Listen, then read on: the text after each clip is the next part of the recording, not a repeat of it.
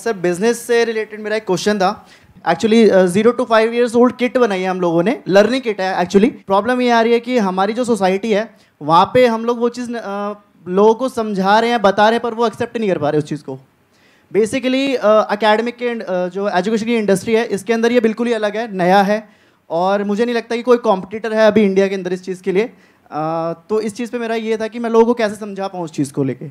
आपके क्वेश्चन में ना फंडामेंटल आपके थॉट प्रोसेस में 3-4 फ्लॉज हैं, वो समझिए ध्यान से जी। पहला चीज आपने बोला प्रोडक्ट नया है, अच्छा है, इसका कोई कंपटीशन नहीं है। ये मेरे लिए कोई रेलेवेंस की बात नहीं है। आपके प्रोडक्ट नया है, अच्छा है, कोई कंपटीशन नहीं, इससे फर्क नहीं पड़ता है। फर्क किससे पड़ता है? आपने बोला मैं पेरेंट को बहुत समझाता हूं लेकिन वो एक्सेप्ट नहीं कर रहे। सेल्स का पहला रूल है कि आपको समझाना नहीं है कुछ भी। सेल्स का पहला रूल है कि कैप्चर द इनकन्वीनियंस। इसको ऐसे समझते हैं, जरा हाथ आगे लाइए, बोलिए कैप्चर द इनकन्वीनियंस।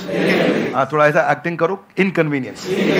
जिस दिन आपने इनकन्वीनियंस, देखो पेरेंट परेशान कहां हो रहा है, देखो उसकी सबसे बड़ी तकलीफ क्या है।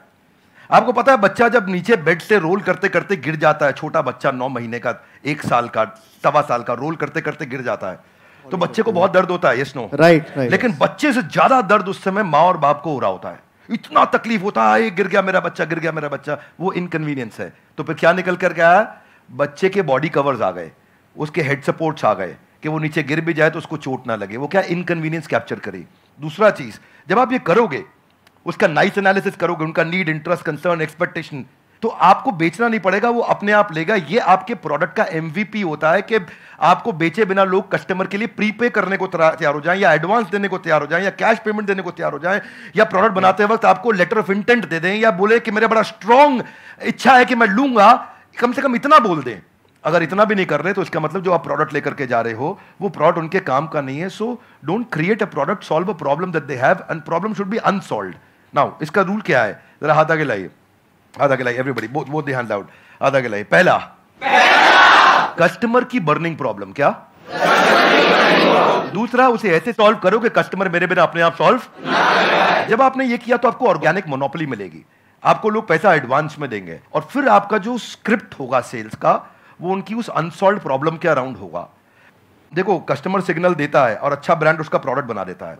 आपको बातचीत के दौरान कस्टमर ने सिग्नल दिए होंगे, मैं इसलिए नहीं दे रहा, मैं इसलिए नहीं दे रहा, मैं इसलिए नहीं दे रहा। वो जर्नी में घुसो और ढूंढो और उसको कैप्चर करो, और फिर वहां से आप प्रोडक्ट बनाओगे। इसके सैकड़ों एग्जांपल्स हैं। आप कहते जाएंगे, मैं देते जाऊंगा, देते पूरा। अब हमारे लिए क्या, हमारे लिए तो ये रोज का काम है, और अब तक मैं सैकड़ों हजारों बिजनेस देख चुका हूं जिनको मैं लॉस मेकिंग से प्रॉफिट मेकिंग बनाया। पर हम फंडामेंटल पहली चीज यही है कि आप ये देखो कि अनसॉल्व प्रॉब्लम, जो कि प्रॉब्लम नहीं होनी चाहिए, बर्निंग प्रॉब्लम होनी चाहिए, समस्या नहीं होनी चाहिए, ज्वलंत समस्या होनी चाहिए, और वहां से आप इंपैक्ट क्रिएट कर सकते हो।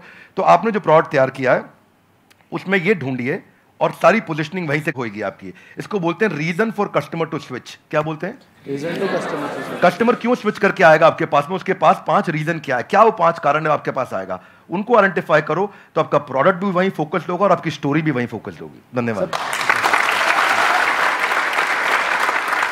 अभी आपकी प्रॉब्लम क्या है कि आपने एक प्रोडक्ट बना दिया है, जो प्रोडक्ट आपको सही लगा उसके हिसाब से आपने एक प्रोडक्ट बना दिया है। ऐसा नहीं है आपने लाखों लोगों से जाकर के डिस्कस किया है या फिर बहुत ज्यादा रिसर्च करी है फिर एक प्रोडक्ट बनाया, नहीं। आपको लगा कि इसकी नीड है, लगा। ध्यान से समझना, लगने में और होने में जमीन आसमान का फर्क होता है। मुझे भी लग सकता है कि मेरे इस प्रोडक्ट की नीड है, सभी को लगता है। इसको बोलते हैं प्रोडक्ट मार्केट फिट। यानी कि जो 60% से ज्यादा बिजनेसेस फेल हो जाते हैं, statistically it is proven across the globe, उसके पीछे सबसे बड़ा रीजन होता है प्रोडक्ट मार्केट फिट नहीं मिल पाता है उनको। कि मतलब मार्केट को कुछ और चाहिए, प्रोडक्ट आपका कुछ और है, और यही आपकी प्रॉब्लम है। आप कह रहे हो मैंने प्रोडक्ट तो बना लिया लेकिन वो बिक नहीं रहा है। तो हो क्या रहा है, ध्यान से आप समझने की कोशिश करना। एक होता है पुश, एक होता है पुल। कि आपको पुश करना पड़ रहा है अपने प्रोडक्ट को, लेकिन फिर भी सामने वाला रेजिस्टेंट है, वो कह रहा है हाँ ठीक है सोच के बताऊंगा। तो अभी वो बर्निंग नीड नहीं है, जो भी सर ने वर्ड यूज किया। तो वो जो बर्निंग नीड होती है ना, तो आपको पुश नहीं करना पड़ता है, वहां पे पुल अप्रोच काम आती है। मतलब कस्टमर खुद आपके पास में आता है, जैसे ही उसके पास में इंफॉर्मेशन पहुंचती है, तो वहां पे सिर्फ एक काम रह जाता है, किसी तरीके से उस इंफॉर्मेशन को पहुंचाना। तो वो इंफॉर्मेशन भी जब आप उस तक पहुंचा रहे हो तो वो भी एक तरह से हेल्प हो गई उस कस्टमर की। फॉर एग्जाम्पल, आपके पीठ में दर्द है, आपके गर्दन में दर्द है, उसका आपने बहुत कोशिश कर लिया सोल्यूशन निकालने का, 2 साल हो गए, 4 साल हो गए, कोई सोल्यूशन नहीं निकला।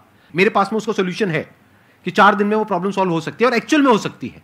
अगर वो इंफॉर्मेशन आप तक पहुंचती है तो क्या मैं आपको यूज कर रहा हूं अपने प्रॉफिट के लिए या आपकी हेल्प कर रहा हूं? ये अप्रोच होनी चाहिए।